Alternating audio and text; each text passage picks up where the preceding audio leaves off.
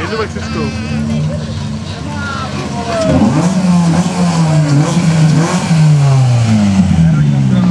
Teď urazí ty dveře a budu...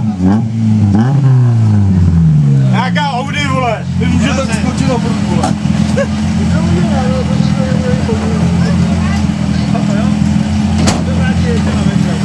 A doufám, tak je pěkně zkušenej. Hele. Bezprostřední dojmy. Gratuluji. super. Bylo to pěkný. Ještě tam měl zůstat toho odjinou díly. Ty vole, jedno kolo a udělal bych ho. Ale on čím rychleji měl větší rozjezd, tady poslední, tak udělal víc. Právě. Protože jsem Slečenej.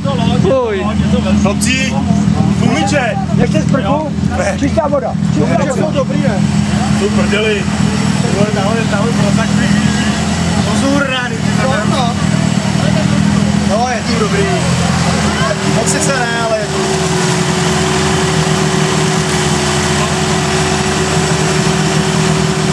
já se vypustím, ne?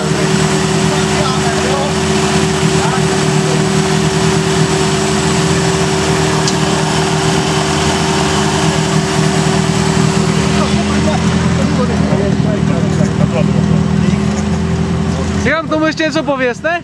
Co pánu, jede to, volant mi upad, ty vole.